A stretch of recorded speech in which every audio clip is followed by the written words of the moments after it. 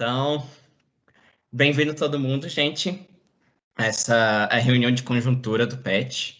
Essa é a minha primeira apresentação como membro do PET, então espero que todo mundo goste. Eu resolvi fazer uma reunião de conjuntura porque eu queria tratar desse tema que eu considero super divertido, que é essa relação entre antidumping, concorrência, mas não tinha nenhum artigo assim que trouxesse a questão introdutória que eu queria nele mesmo. Então, achei que a reunião de conjuntura talvez fosse uma coisa mais adequada, principalmente porque é um tema que assim, a gente não tem contato na graduação, e eu só tive porque eu estagio com isso, mas é uma discussão super divertida, então eu espero que vocês gostem. Então, o nosso tema é livre concorrência e antidumping, rivais complementares. Vamos tentar aí trazer uns elementos para essa pergunta ao longo da apresentação. Então, só introduzindo aqui a discussão, o nosso primeiro item aqui é o que é defesa comercial, para poder entrar no antidumping. Então, defesa comercial é uma política pública que ela busca defender o comércio leal no mercado internacional. Aí, como é que ela faz essa defesa do comércio leal? Ela segura uma competição justa entre produtores domésticos, então as empresas de um país, e os estrangeiros. Aí tem esse termo em inglês que é level playing field, mas a ideia é tornar a competição, né, entre as diferentes firmas nacionais e estrangeiras justa. Aí, e como é que ela faz isso? A defesa comercial, ela investiga dumping, subsídios e surto de importações.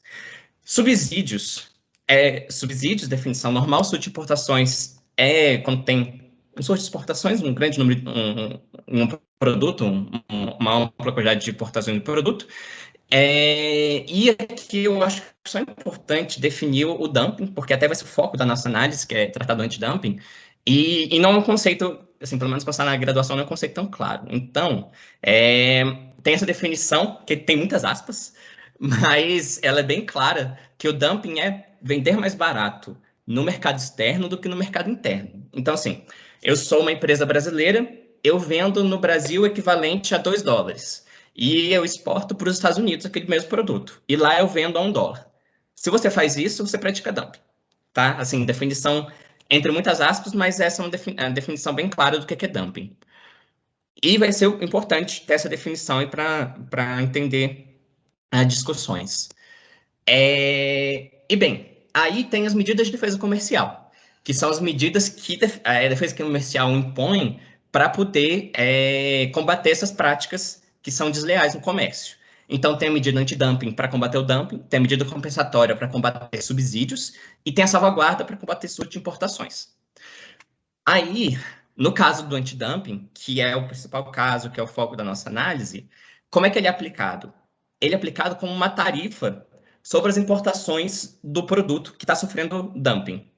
E é uma tarifa que é acrescida ao imposto de importação. Então, se for pensar assim na prática, numa perspectiva econômica, é como se você aumentasse para aquele produto específico, você aumentasse o imposto de importação. Então, você vai jogar uma tarifa em cima, além do imposto de importação, para justamente tornar impeditivo a importação daquele produto que está tendo a prática de dumping, né, que está sendo exportado a preço de dumping.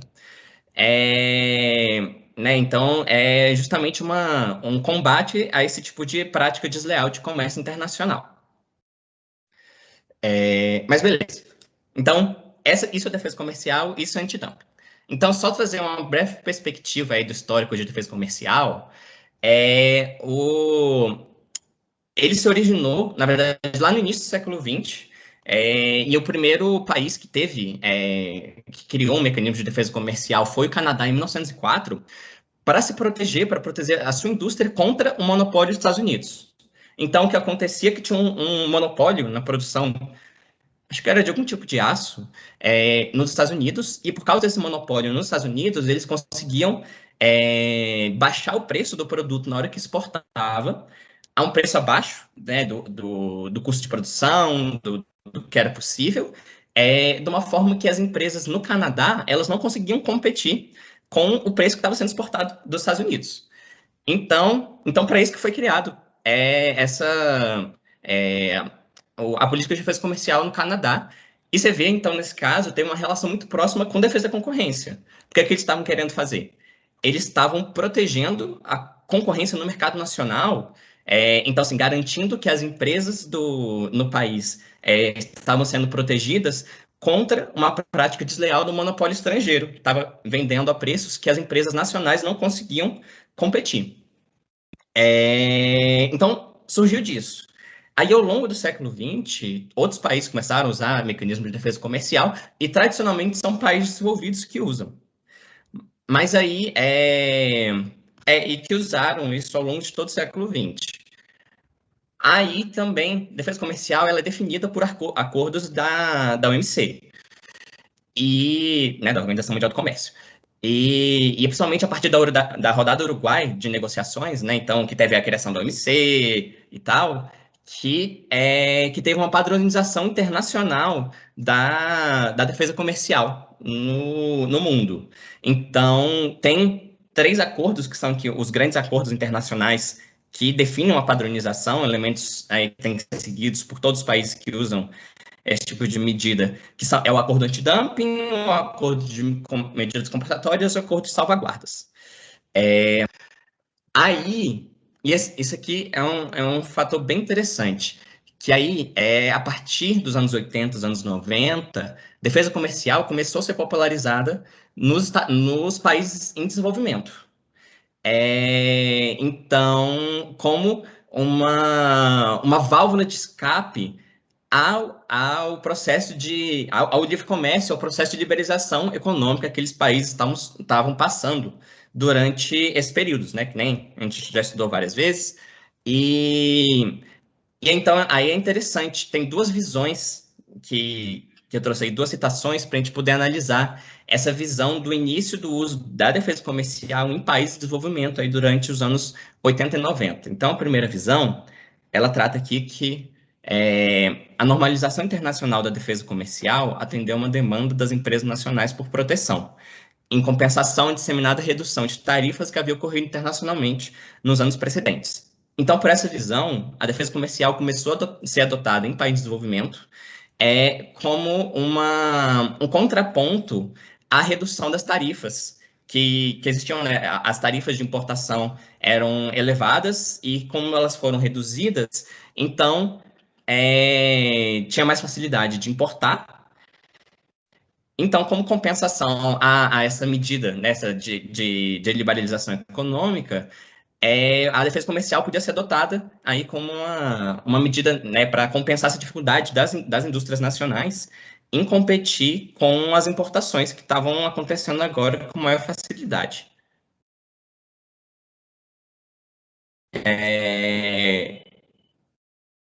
Tá funcionando tudo direitinho, gente?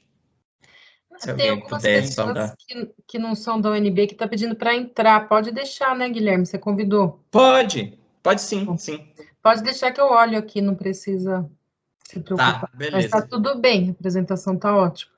Tá, não, é porque tava fazendo uns barulhinhos, eu fiquei, Essas gente, o que são as está pessoas acontecendo? pedindo para entrar. Tá, beleza, obrigado, professora. De nada. Tá, mas beleza. Então aquela foi a primeira visão que a gente tem em relação a isso. A segunda é que nos países de desenvolvimento, o antidumping ele agiria como um mecanismo de retaliação a usuários tradicionais, como de compensação em face da abertura comercial, um problema relacionado ao estágio de desenvolvimento do país. Então, por essa perspectiva, a defesa comercial, em especial o antidumping, ele seria um mecanismo de retaliação aos usuários tradicionais. Lembrando, de novo, quais são os usuários tradicionais? São os países desenvolvidos. Então, com esse processo de liberalização das economias dos países em desenvolvimento, começaram a entrar importação, né, facilidade de importação, importações vindas de países desenvolvidos. Então, que já tem indústrias com um alto grau de produtividade, indústrias já bem consolidadas, e algumas indústrias em países de desenvolvimento começaram a ter essa dificuldade de competir com as indústrias mais consolidadas. Então, a segunda visão da implementação da defesa comercial em países de desenvolvimento seria nessa perspectiva aí da dificuldade da indústria nacional em competir com a indústria de países ricos. Então, tem essas duas perspectivas, mas o fato é que, a partir dos anos 90, a defesa comercial começou a ser implementada em países de desenvolvimento, e aí eu só trouxe esse gráfico aqui. Ele eu peguei nos dados da OMC, são os dados agregados aqui de 95 até junho de 2020, que são os dados mais recentes que tem, em relação a medidas de defesa comercial aplicadas no mundo. Então, esses aqui são os dados agregados de todo esse período. Então, você vê aqui que a Índia é o maior usuário de medidas de defesa comercial, né? Seguido pelos Estados Unidos. Os Estados Unidos, um usuário tradicional.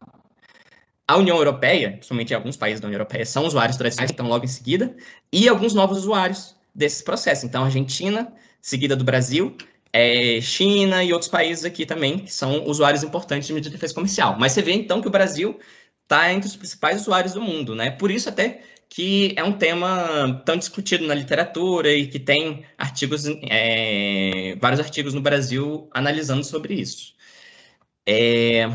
Então, trazendo aí um histórico da defesa comercial no Brasil, a legislação brasileira sobre defesa comercial ela foi, de fato, estabelecida em 1995. Então, de novo, o Brasil é um novo usuário porque ele começou a usar medida de defesa comercial só ali no final dos anos 80, início dos anos 90, muito depois que outros países, que países desenvolvidos, principalmente. E tem aí uma análise em relação ao uso de defesa comercial no Brasil como instrumento alternativo de política comercial. Então, aqui, que o uso amplo no antidumping no Brasil é a utilização do comércio, né, no final dos anos 80 e nos anos 90. Antes de 1989, elevadas barreiras tarifárias e não tarifárias prevaleciam como principais instrumentos de política comercial exterior. Então, com a liberalização do comércio, redução de barreiras ao comércio, redução das tarifas de importação, houve essa reação, né, a criação de defesa comercial e o início da utilização de medidas de defesa comercial para a proteção da indústria brasileira contra práticas desleais de comércio desses países que a gente estava passando a importar mais agora. Então e também só para fins de entendimento aí, você tem aqui, que as primeiras medidas de defesa comercial no Brasil foram aplicadas em 89, e você vê aqui que ao longo dos anos tem um aumento no uso das medidas de defesa comercial pelo Brasil. Chega em 2013, tem um pico na aplicação de medidas. Depois essa aplicação começa a cair e a gente aqui entra também mais ou menos no equilíbrio, né, nos anos mais recentes. E esse pico de 2013 é interessante também analisar o porquê que ele aconteceu. Tem algumas explicações sobre isso. Uma explicação que eu vi recentemente da Leonor Cordovil, que é uma autora sem referência na área, que ela atribuiu o pico das medidas de defesa comercial à crise de 2008. Então, assim, por mais que 2013, 2008 tem vários anos de separação, mas é você pensar que demora pelo menos, sei lá, 1 ano e meio de análise aí do peticionamento até a aplicação da medida de defesa comercial. Então, pegando 2011, e nesse período aqui, as indústrias do mundo todo, sofrendo com a crise internacional, aumentaram muito os estoques.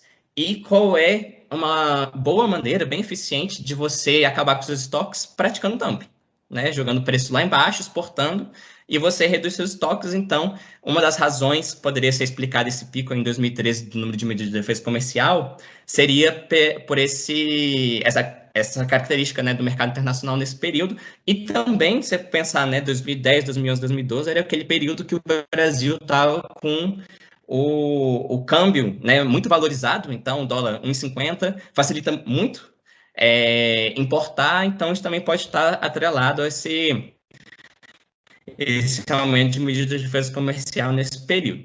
Mas beleza, mas quem é que faz isso no Brasil? A Autoridade de Defesa Comercial no Brasil é a SDCOM, né, a Subsecretaria de Defesa Comercial e Interesse Público, que ela foi criada em 95, então junto com a legislação sobre isso na época, né? Ela era chamada de DECOM, depois mudou para SDCOM, e ela faz parte da Secretaria do Interior do Ministério da Economia, que era o antigo MDIC, nessa parte, pelo menos, da SESEX. E, então, qual é o objetivo da SDCOM? É proteger o comércio leal e a indústria doméstica que está sofrendo dano das práticas desleais de comércio, né, do dumping, subsídios e dos surtos de importações.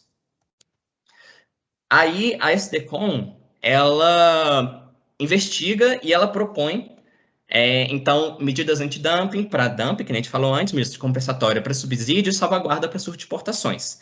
E assim, e de longe, tanto no Brasil quanto no exterior, o caso mais comum é o de medidas antidumping. E como é que, só dar uma breve análise aí de como que é a aplicação de medidas antidumping, análise, né? Então, para você poder aplicar uma medida antidumping, você tem que, em um determinado produto, você tem que comprovar que, primeiro, está havendo dumping, então, que está exportando a preço de dumping para a gente. Você tem que comprovar então, aquela empresa de outro país está exportando o produto, né?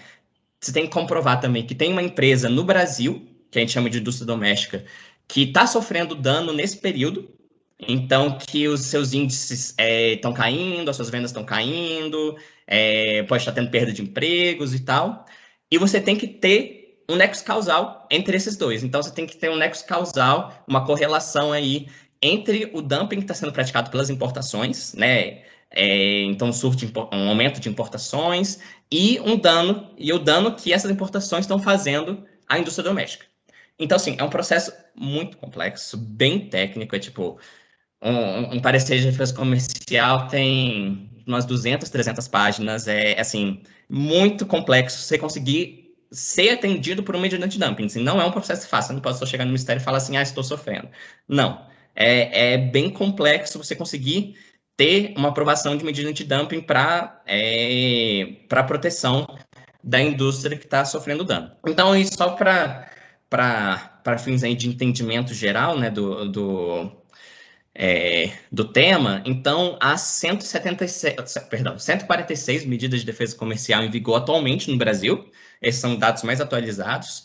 Então, 97,9% são medidas antidumping, então você vê que a grande maioria das medidas, e apenas 21,1% são medidas compensatórias, e atualmente, pelo menos pelos dados, não tinha nenhuma medida de salvaguarda em vigor.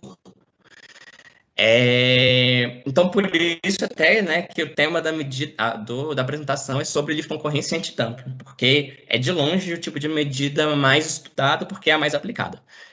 Mas então essa foi a introdução sobre defesa comercial. Como é um tema que normalmente as pessoas não têm acesso, quem trabalha na área ou que estuda temas de comércio exterior, então eu espero pelo menos ter entendido aí esse foco no que é dumping, o que é antidumping, como que esse processo funciona. Então, seguindo aqui para a perspectiva da economia, né? Nós somos do PET Economia, então nosso objetivo aqui entender como é que essa discussão entra pela análise econômica. Então, como eu falei, o antidumping ele é o foco dos estudos econômicos em relação sobre temas de defesa comercial e principalmente o impacto das medidas antidumping na concorrência do mercado. Você pensar que vai ter um impacto na concorrência do mercado, porque você tá restringindo as importações de um país, né? Então, essa restrição de importações, você vai ter menos lugares de importar, você vai ter alguma concorrência, algum efeito aí na concorrência do mercado. Isso sempre vai ter. Então, a gente tem aqui que a literatura acadêmica ela é extensa com relação aos efeitos de medidas antidumping sobre as condições de concorrência, e no contexto brasileiro, entretanto, os trabalhos empíricos ainda são escassos. Isso realmente é verdade, assim, não tem tantos trabalhos empíricos sobre isso, está tendo mais em anos recentes, teve um boom de análises, e como é o tipo de análise assim, que eu mais gosto, né? Você sabe que eu gosto de trabalhos empíricos, essas análises assim, então é muito interessante. Mas, primeiro, vamos só entender como é que a economia, a teoria econômica, entende o dumping. Aí tem essa citação aqui, que é uma explicação bem objetiva, que o professor Glauco Oliveira, que é pesquisador do IPEA, ele apresenta, e eu achei bem didática, então, o dumping, ele envolve uma estratégia de diferenciação de preços de um monopolista doméstico em mercados internacionais. Então, se pensarem aquele bem próximo daquele caso que a gente falou em relação aos Estados Unidos e o Canadá, lá nas origens do antidumping. Portanto, o monopolista doméstico, ao cobrar um preço maior no mercado doméstico e menor no mercado externo, procura eliminar a concorrência no mercado externo, o que permitiria aumentar os preços no médio prazo, chamado dumping predatório. Então, esse é o tipo de prática anti-dumping, mas essa é uma explicação do porquê que dumping existe. Né? É você jogar os preços lá embaixo, ganhar uma participação de mercado naquele outro país que você está exportando, para depois você poder aumentar os seus preços, porque você já vai ter aí uma participação legal naquele mercado.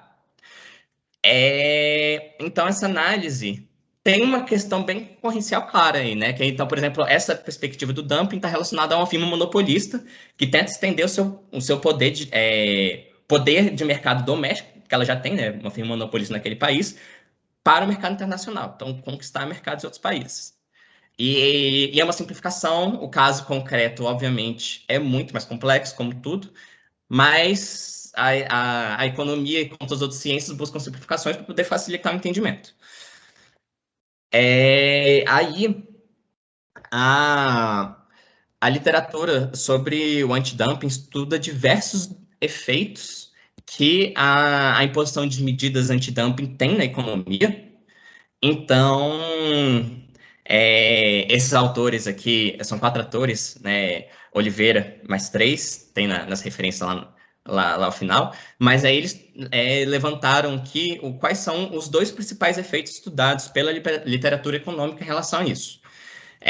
Então, o primeiro seria o impacto na produtividade das firmas e na realocação de recursos. Isso tanto nacionalmente, tanto das firmas, né, no caso assim do Brasil, quanto nas firmas de outros países. A gente vai ver mais para frente aí uns casos que vai deixar esse entendimento mais claro. Mas você pensar, né, que de qualquer forma vai ter aí um impacto só pela restrição das importações nesse mercado. E a segunda o principal efeito estudado seria o impacto na competição no mercado. Né? Então, vai ter um efeito aí no markup. Então, para quem não entende direito ou quem não estudou isso ainda, markup é simplificadamente a diferença entre o preço e o custo de produção daquele produto e componentes estratégicos das firmas. Então, quando tem aquela aplicação, ou mesmo só o início de análise anti-dumping, já tem um efeito nos comportamentos estratégicos das firmas. Mas, aí beleza. Aí eu trouxe aí só algumas conclusões que estudos econômicos na área exploram. Não são todas as conclusões dos artigos, não é toda a análise complexa do raciocínio, da metodologia dos artigos. Aqui é só para pincelar como o objetivo dessa apresentação ser uma introdução a essa discussão de concorrência antidumping, é só para pincelar quais são algumas conclusões que autores, pesquisas todas recentes da área encontraram em relação a essa análise. Então, esse primeiro autor aqui, que é o professor Glauco, na verdade, né? Ele concluiu pela necessidade da interação entre defesa comercial e defesa da concorrência. Então, essa questão que a gente já discutiu aqui, né, que a imposição de dumping vai ter um efeito concorrencial, então aí tem que ter uma relação entre defesa comercial e defesa da concorrência, né, defesa da concorrência é uma outra área da economia, do direito, no caso aqui no Brasil quem faz a defesa da concorrência é o CAD, mas que deve ter uma relação aí entre esses 2 institutos, esses 2 tipos de análise. Aí, outro Oliveira, 2020, Rafael, se não me engano, ele observou que há uma importante participação de sindicatos e associações nos pedidos de medida antidumping no Brasil. Então, você pensar, pode ter uma sinalização de que setores mais organizados, setores industriais mais organizados, têm mais capacidade de fazer todo o processo complexo, custoso, para você ter uma aplicação de uma medida antidumping para proteção, né, do dano que você está sofrendo. E então tem uma relação aí sobre o poder, né, de setores industriais e até da influência política deles. Aí tem esse outro artigo, do Candeblé Júnior e do professor Glauco, se não me engano também, que eles concluíram pela não neutralidade da política antidumping.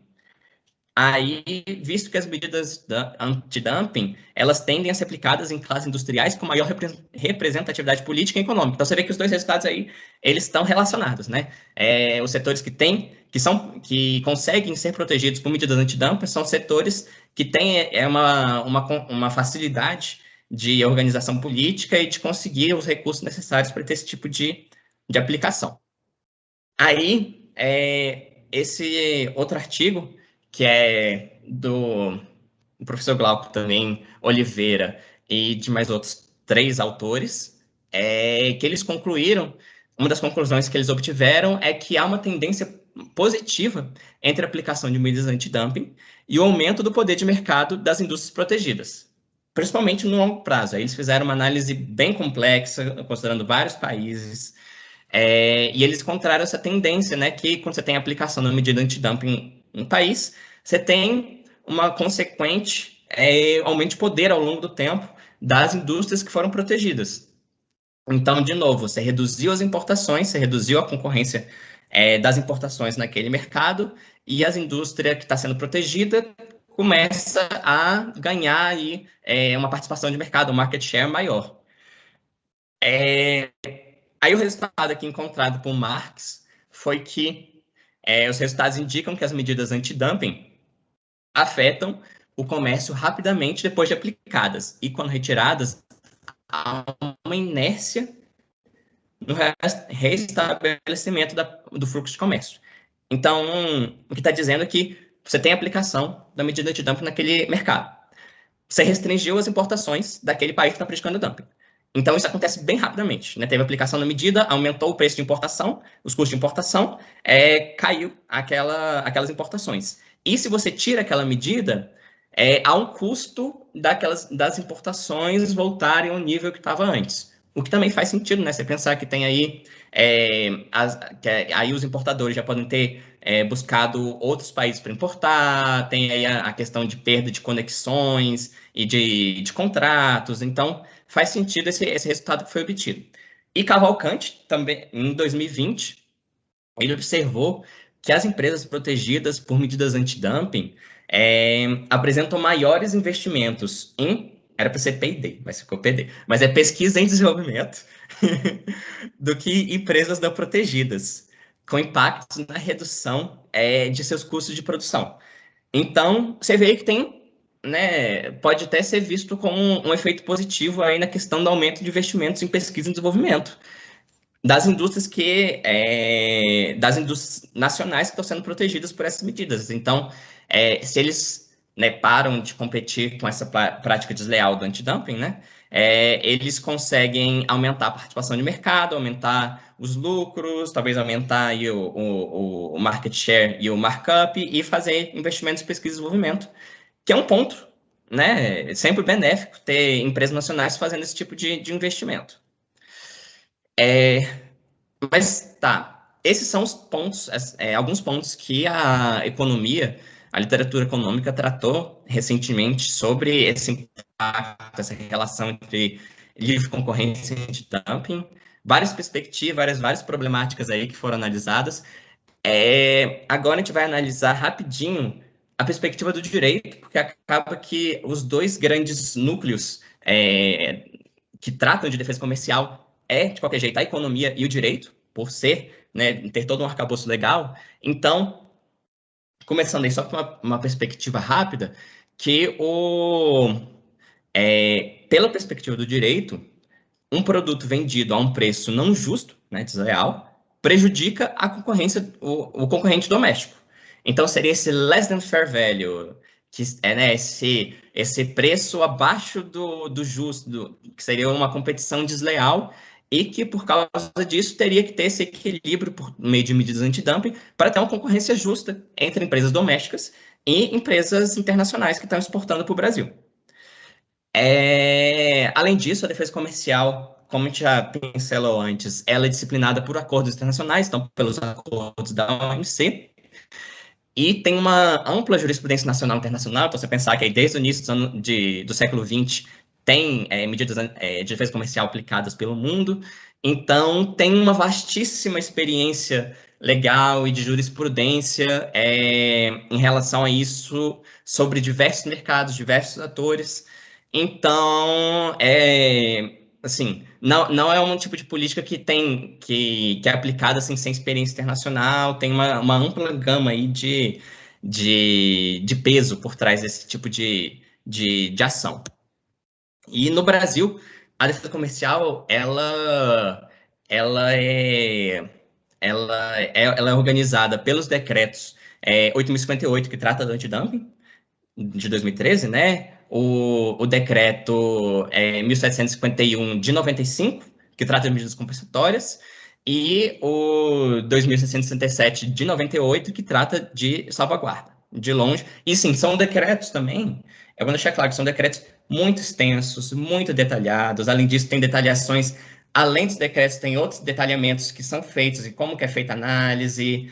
Então, assim, é algo bem profundo e bem detalhado no direito. Eu acho que essa é a perspectiva que eu estou querendo trazer. Assim, não é o tipo de política que não tem uma discussão muito forte também por trás disso. E tem uma discussão super interessante. Tá aqui a citação entre aspas, porque foi numa aula recente que a professora Leonor Cordovil trouxe esse questionamento, eu achei super legal, que é a discussão no direito se o bem tutelado, que é o bem protegido pelo direito, é a indústria doméstica ou é o comércio leal. Se eu vou pensar, se o objetivo da defesa comercial é proteger a indústria doméstica, né? Se o bem tutelado é a indústria doméstica, você tem uma análise, você tem uma interpretação daquelas normas. Se o objetivo da defesa comercial é proteger o comércio leal, aí você tem outra perspectiva do que a defesa comercial faz e de como aplicar aquilo. Então, só permite conclusões totalmente diferentes. Isso é uma pergunta bem fulcral, assim. Achei super, super interessante essa ponderação que a professora apresentou. Mas, bem, essa foi uma visão bem rápida da perspectiva do direito, muito simplificada, mas, assim, o nosso foco no PET Economia é economia, mas é importante ter essa relação com o direito, porque é a outra grande área que trata disso. Então, era importante fazer essa ponderação. Mas aí, já seguindo para a finalização dessa discussão, eu vou trazer aqui uns prós e contras da aplicação do antidumping, que são trazidos pela literatura, né? Então, primeiro aí, umas críticas ao antidumping. A gente tem que o antidumping poderia ser utilizado como uma medida protecionista, fazendo que as indústrias protegidas aumentem seus market shares e reduzam a produtividade. Então, você tem duas coisas. Você tem aí a antidumping poderia ser usada como, primeiro, uma medida protecionista, então, no sentido de proteção da indústria nacional, de proteção, né, de fomento da indústria doméstica. E, como a gente já viu, se as indústrias são protegidas, você reduz a competição das importações, vai ter um aumento de market share, então as indústrias podem aumentar sua participação no mercado. Só que aí tem uma preocupação de que, com essa redução da competição, as indústrias podem reduzir a produtividade, porque aí não vai ter o incentivo da competição das importações para ter aumento de produtividade, redução de custos, então pode ser um problema que o antidumping traz para o mercado brasileiro daquele produto.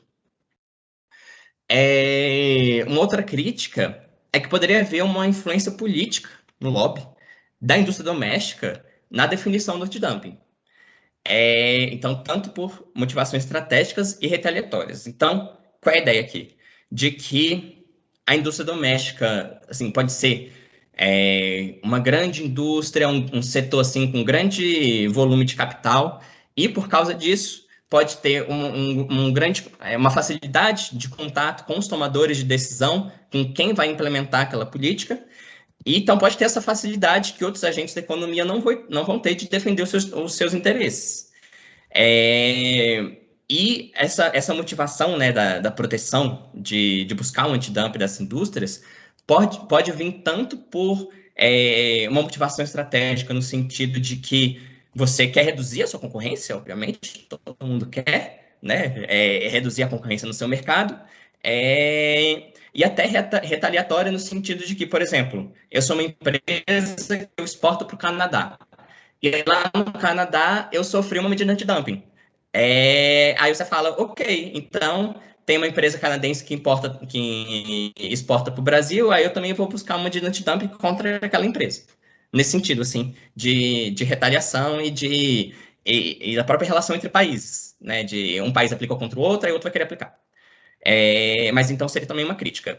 E a terceira crítica é que não se considera o impacto nos consumidores que possivelmente vão comprar produtos mais caros e de outros agentes na economia. Então, você pensar que os consumidores estavam comprando produto a preço de dumping. Então, assim, se está tendo dumping, quer dizer que o preço daquele produto está lá embaixo. Provavelmente é o preço mais baixo do mercado.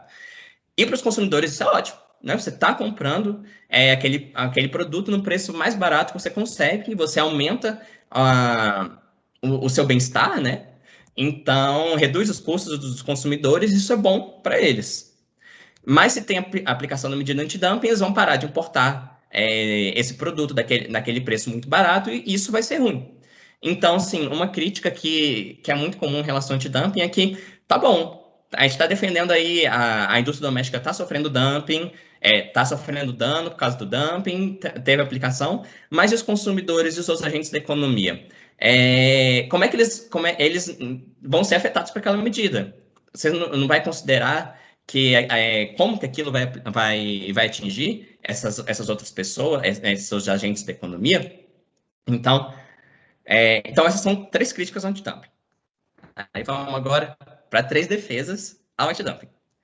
Então, a primeira defesa, que a gente já analisou um pouquinho antes, é que o antidumping poderia ser usado para combater o uso abusivo de poder de mercado no mercado internacional.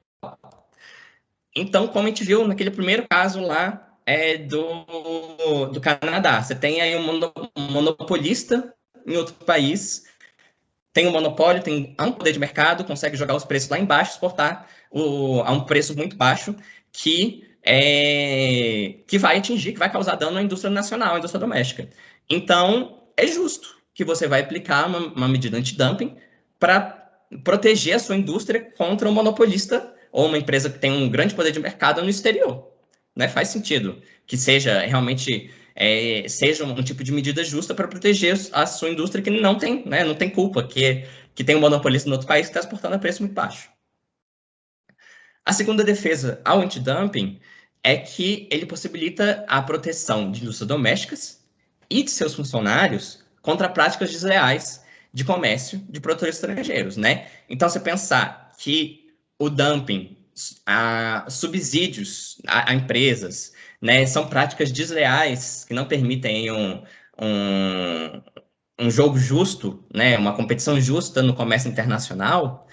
Então, faz sentido que você possa aplicar medidas antidumping para proteger a sua indústria nacional.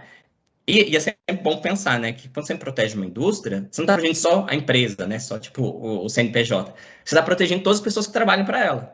Então, são centenas de pessoas que também têm seus interesses protegidos quando você protege aquela empresa. Então, é um ponto importante, né, que tem que ser considerado.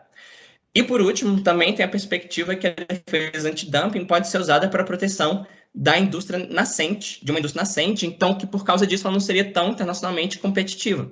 Então, você pensar que a indústria está nascendo agora, tem uma escala menor, então ela provavelmente tem custos maiores de produção, então faz sentido que o antidumping possa ser usado também contra, né, práticas desleais de comércio e também, como a empresa está sofrendo dano por causa daquelas importações a preço de dumping, e ela é uma indústria nascente, então quer dizer que ela não está num nível tão grande de competitividade ainda, então faz sentido você poder proteger ela contra esse tipo de prática internacional. Então, a ideia aqui foi apresentar, né, 3 pontos a favor, 3 pontos contra. Em relação à aplicação de medidas antidumping, são todos argumentos muito pertinentes, assim, sem dúvida nenhuma. E agora já entrando na conclusão, gente, eu sei que já faz muito tempo que eu tô falando, mas eu juro que eu tô acabando. Então, aqui, só algumas questões que surgem dessa tudo que a gente discutiu até agora. Então, a primeira questão, que assim, isso aqui dá para fazer, né, todas as perguntas que ele vai colocar aqui dá para fazer um artigo, essa primeira aqui dá para fazer uma tese de doutorado com um livro, com uma coletânea. Quem se beneficia do livre comércio internacional? Então, o que não falta já discussões sobre isso, mas, de qualquer forma, aí você vê na prática, né? Assim, no final, quem se beneficia do livre comércio internacional? São as empresas que já são competitivas de países ricos, que antes eram protegidos por antidumping, e que agora, com o livre comércio internacional, podem já usar, que já são o fato que já são indústrias estabelecidas, para exportar para outros países que agora estão começando a estabelecer suas indústrias. Então, ponto, né, de análise. Uma outra coisa também, super complexa, o que é esse comércio leal que a gente está falando aí desde o segundo slide da apresentação? O que exatamente é o comércio leal? Por que exportar a preço de dumping é desleal? É exatamente o que configura essa questão de leal ou desleal no comércio internacional. É uma ponderação interessante. O terceiro ponto questionamento que a gente pode fazer é como conciliar os interesses da indústria doméstica com os interesses de todos os agentes da economia. Então, aquilo que a gente já falou antes, a aplicação da medida antidumping vai proteger a indústria doméstica, com certeza, mas vai afetar também os outros agentes daquela cadeia do produto todo. Então, quem produz insumos para a indústria doméstica, para os consumidores que usam aquele produto, todo mundo vai ser afetado por aquela medida. Então, como é que se concilia essa questão assim? Realmente, ok, você tem que proteger a indústria doméstica contra uma prática desleal, contra o antidumping, mas qual vai ser o custo para as outras pessoas, para os consumidores na economia? É um fato que tem que se pensar. Aí o quarto ponto é como mensurar o impacto da imposição da medida de defesa comercial na economia e dos seus agentes, que essa é uma discussão também bem complexa. Então, assim, sei lá, pensar na nossa perspectiva econômica, você pode analisar o impacto da medida antidumping fazendo aí um modelo de equilíbrio parcial. Beleza, é uma análise aprofundada embasada microeconomicamente, pela literatura, amplo uso, mas será que... E é uma forma de analisar o impacto da medida de defesa comercial naquela economia. Mas é a única forma? Será que tem outras formas também? Tem outros elementos que não são pegos por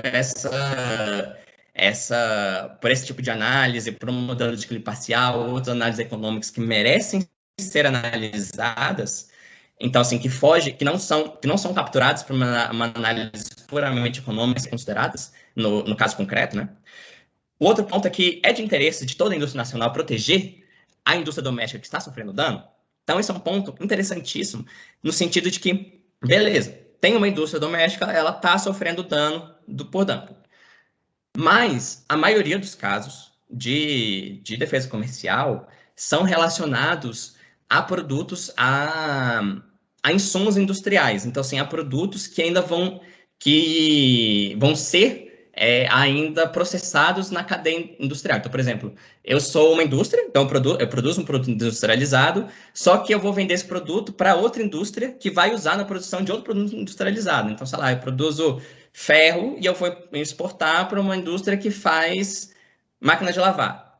Assim, então, são duas indústrias, sabe, assim, que vão ser afetadas por essa medida de defesa comercial. Então, assim, se eu, produtor de ferro, tiver uma medida antidumping aplicada sobre mim, eu vou afetar, possivelmente, né, eu vou afetar aquela indústria que usa o meu produto para fazer outro produto industrializado. Então, nesse sentido é interesse de toda a indústria nacional que a indústria doméstica que está sofrendo dano, seja protegida? Será que essa questão de você tem que proteger a indústria é uma questão que seria assim, protecionista no sentido de desenvolvimento da indústria? Será que ela mesmo vale, assim, porque você está produzindo uma indústria, mas você está afetando outra indústria? Então, ele tem dois interesses industriais de bens com capital envolvido, com pesquisa envolvida, e que vão ser afetados por essa medida. E o último ponto, que eu já estou me estendendo aqui, é qual indústria que vai ser protegida, né? É aquela com maior poder econômico, político? Então, naquilo que a gente discutiu antes, será que aquelas indústrias que têm mais capacidade de organização, que têm mais capital, que têm capacidade de arcar com os custos elevados, que você conseguir, né, passar por todo o processo para ter uma medida da aplicação de uma medida antidumping, será que só vai ser uma grande indústria que consegue isso? Qual que vai ser essa indústria protegida? A que tem um grande capital? Ou será que toda indústria que está sofrendo dumping no país ela consegue ser protegida por uma medida antidumping?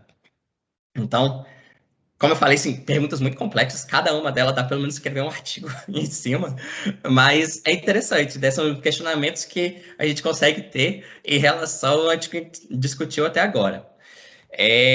Então, só retomando aí a pergunta, o tema da apresentação, né? Qual era a nossa pergunta central? Livre concorrência e antidumping, no final, são rivais ou são complementares? Eu acho que a gente agora já teve aí vários elementos que permitem esse tipo, a resposta dessa pergunta. Eu tenho uma resposta minha, o meu entendimento, mas eu não vou agora, porque eu prefiro que a gente discuta e falar, aí eu tenho um viés de análise, então eu prefiro que depois na discussão, se for o caso, aí eu posso falar o que eu acho. Mas é isso. Aqui estão as referências que eu usei, são ótimos artigos. Eu posso postar aqui no chat depois, se vocês quiserem ver. Quem quiser analisar, né, ler os artigos e aprofundar nessa discussão, que é super divertida. E é isso. Queria agradecer pela paciência de vocês. Eu sei que uma reunião de 1 hora na hora do almoço não é uma coisa muito fácil, mas obrigado por quem está aqui até agora e espero que vocês tenham gostado da apresentação.